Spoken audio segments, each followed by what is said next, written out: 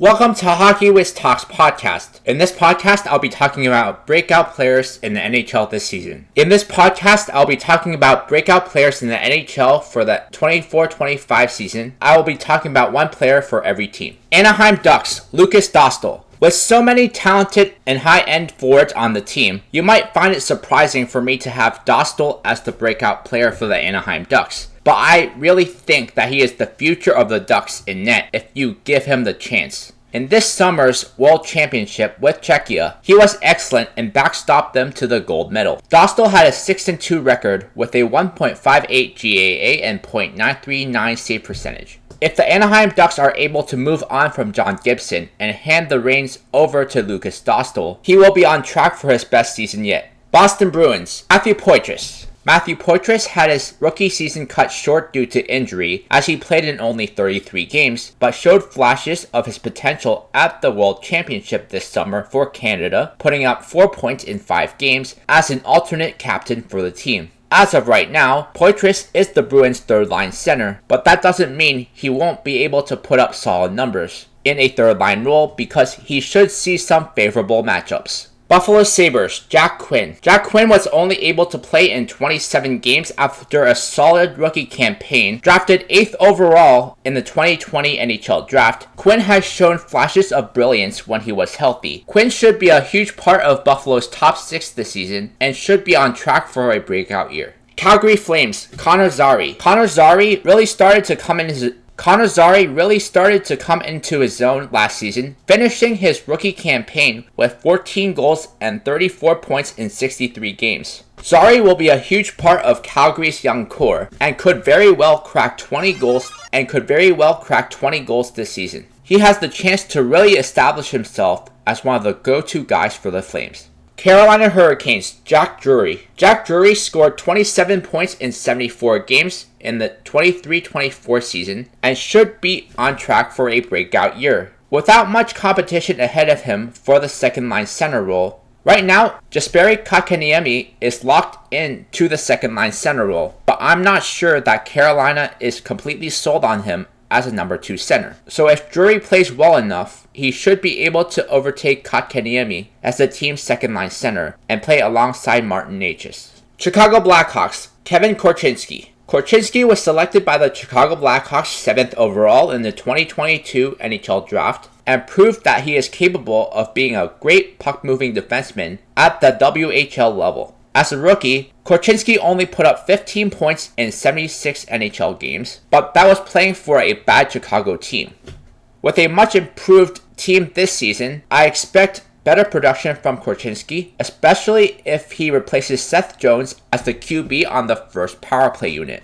Colorado Avalanche, Justus Annunen. With the struggles that Alexander Georgiev had last season, it would not be surprising to see Annunen get close to 30 starts this season, and if he plays well down the stretch, I could see Colorado doing a 50-50 split in net. Columbus Blue Jackets, Adam Fantilli. The former 3rd overall pick in 2023 is poised for a breakout year this season, as he is going to be centering the Blue Jackets' second line with Kent Johnson and Yegor Chinakhov. Fantilli has all the tools to be a star in the NHL. It's just a matter of when he puts it all together. Dallas Stars, Logan Stankoven. This should not come as a shock that Logan Stankoven will be the breakout player of the year next season for the Dallas Stars after he had a strong postseason playing alongside Jamie Benn and Wyatt Johnston. This was the best line all playoff long and could become their identity line in 24-25. Detroit Red Wings, Simon Edvinsson. This was a no-brainer for me as Simon Edvinsson has all the tools to be a top pair defenseman in the NHL. It's just a matter of when. Edvinsson got his feet wet towards the end of last season, playing in 16 games, but this season he is expected to log major minutes and be a huge part of the team's success. He'll be paired alongside Jeff Petrie on the second pair, and may even see time on the second PK unit. And now a word from our sponsor. Check out my scouting blog at hockeywiz777scouting.com. Listen to my scouting blog podcast on podcasters.spotify.com/pod/show/hockeywiz777scouting. Edmonton Oilers, Dylan Holloway. If the Edmonton Oilers match the Blues' offer for Dylan Holloway, I expect him to have a breakout year because he will be playing more minutes due to his new contract. In addition, he showed during the playoffs last year that he can play alongside Leon Draisaitl, so that is valuable to have around, especially given Victor Arvidsson's injury history. Florida Panthers, Anton Lundell. Anton Lundell had been a solid player his first 3 seasons in the NHL, but after signing his new contract, and with Sam Bennett being a UFA after this season, it's a possibility that the Panthers start to use him as a second-line center. If he is able to stick on the second line alongside Matthew Tkachuk, he should be able to put up a solid 50 to 60 point season. LA Kings, Brandt Clarke. This is a make or break year for Brandt Clarke. It's his last year remaining on his ELC, and he will finally have the chance to play in the top 4 of the Kings, while getting some power play time. The hype on Brandt Clarke was massive in his draft year, but now it seems like he has been lost in the mix, along with a lot of other young talented defensemen coming up in the NHL. If everything pans out, Clarke will be a reliable top 4 defenseman who can run the power play and log heavy minutes. Minnesota Wild, Marco Rossi. It seems like every year Marco Rossi is picked to be the breakout player for the Minnesota Wild, but it does seem different this year. Coming off a year where he put up 21 goals and 40 points, he has a chance to really build off that and potentially really establish himself as the true number 1 center in Minnesota, who is good on both ends of the ice and can put up around 50 to 60 points. Montreal Canadiens, Juraj Slafkovsky. I know Slafkovsky already posted a 20-goal, 50-point campaign last season, but I feel like that was just scratching the surface of his potential. Montreal locked him up long-term already, which means they believe he is a big part of their core and could be a potential star. Nashville Predators, Thomas Novak. With so much attention surrounding the big free agent signings of Steven Stamkos and Jonathan Marchessault, one player who will fly under the radar is the player who will be centering that line, Thomas Novak. Novak had 18 goals and 45 points last season, playing alongside much less talent. I see a huge season up ahead for him playing alongside 2 former 40-goal scorers. New Jersey Devils, Simon Nemec. Simon Nemec had a solid rookie season for the Devils, appearing in 60 games and recording 19 points. But I think big things are up ahead for the 2nd overall pick in the 2022 draft. With Slovakia at the World Championships, Nemec showed his offensive prowess, tallying 7 points in 8 games. On the Devils, he has to play behind Dougie Hamilton and Brett Pesce, but I do expect all 3 D pairs to get a fair share of playing time. And Nemec is also going to be playing on the 2nd power play unit as well. New York Islanders, Maxim Siplakov. Siplakov is joining the New York Islanders this season at 25 years old, after playing the last few seasons for Spartak Moskva of the KHL. Siplakov had a career-high 31 goals and 47 points last season and grew into his 6'3", 190-pound frame, which should translate great at the NHL level. Even if he doesn't produce offensively initially, he will still be an effective power forward due to his size. New York Rangers, Braden Schneider. Last year in the playoffs, Schneider was paired alongside Keandre Miller on the 2nd pair, while Jacob Trouba was reduced to 3rd pair minutes. I could see Schneider playing the entire season as the 2nd pair defenseman, as he is really starting to come into his zone as a shutdown defenseman. Ottawa Senators, Ridley Gregg. Ridley Gregg put up 13 goals and 26 points in 72 games last season and started to show flashes of his full potential towards the end of last season. He is slated to play on the 3rd line alongside Shane Pinto and Mike Amadio, which makes for a good 3rd line. It would not shock me to see Gregg have a 20-goal, 50-point campaign. Check out my hockey blog at hockeywithtalkshockey.blogspot.com. Follow me on Facebook and Instagram at hockeywith777. Philadelphia Flyers, Cam York. Cam York had 10 goals and 30 points along with 6 power play points last season, but this was just scratching the surface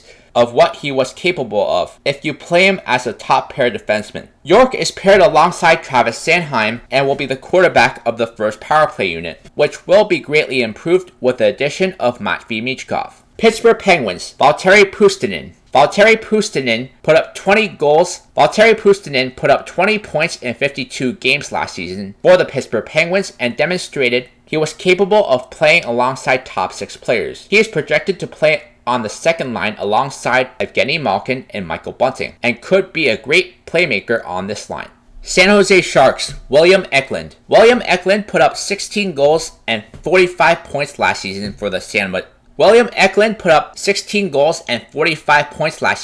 San Jose Sharks and started to show flashes of his full potential towards the end of last season. He is projected to play alongside Mikael Granlund and Will Smith on the second line and could be a 20-goal, 60-point player. Seattle Kraken, Eeli Tolvanen. Eeli Tolvanen scored 16 goals and a career-high 45 points during the 23-24 season and really started to hit his groove playing alongside Yanni Gourde and Oliver Bjorkstrand on the third line. Tolvanen has the potential to score 25 goals and 50 points this season. St. Louis Blues, Jake Neighbors. Jake Neighbors scored 27 goals and 38 points last season and established himself as a fixture in the Blues' top 6. But this season, he should not only be able to match his goal total from last year, he will also pick up more assists playing alongside Robert Thomas and Jordan Kyrou on the first line and first power play unit. Tampa Bay Lightning, Darren Raddysh. Darren Raddysh quietly put up 33 points in 82 games last season, being paired alongside Victor Hedman. But I feel like he has a higher offensive upside than what he showed last season. Even if he doesn't meet his offensive ceiling though, he should still be able to match his offensive production from last year while being a much improved shutdown type defenseman. Toronto Maple Leafs, Joseph Woll. Joseph Woll will be the clear starting goalie for the Toronto Maple Leafs now that Ilya Samsonov left in free agency and they only brought in Anthony Stolarz to be the backup to Woll. Last season, Woll had a 12-11-1 record with a 2.94 GAA and .907 save percentage. But these numbers were misleading because of how the Leafs used their goalies down the stretch of last season. Assuming that Woll gets 50-plus starts, it's not out of the possibility for him to record his first 30-plus win season. Utah Hockey Club, Logan Cooley. Logan Cooley had 20 goals and 44 points during his rookie season, demonstrating his immense potential. Cooley is without a doubt the team's first-line center of the future. It's just a matter of when that happens. For the start of the season though, Cooley will be centering the second line with Lawson Krause and Dylan Guenther on his wings. He'll also be centering the first power play unit. Vancouver Canucks, Nils Höglander. Nils Höglander had 24 goals and 36 points last season with the Vancouver Canucks and finished the season playing alongside Elias Pettersson. For the start of his season, he is on the line with JT Miller and Brock Besser, but I do think he fits better on Pettersson's line. If Höglander remains a fixture in the top 6, he will easily hit 25-plus goals and 50-plus points. Vegas Golden Knights, Pavel Dorofeyev. Pavel Dorofeyev put up 13 goals and 24 points in 47 games with Vegas last season, but with the losses of Marchessault, Stevenson, and Amadio, Dorofeyev will have the opportunity to become a permanent fixture in the top 6.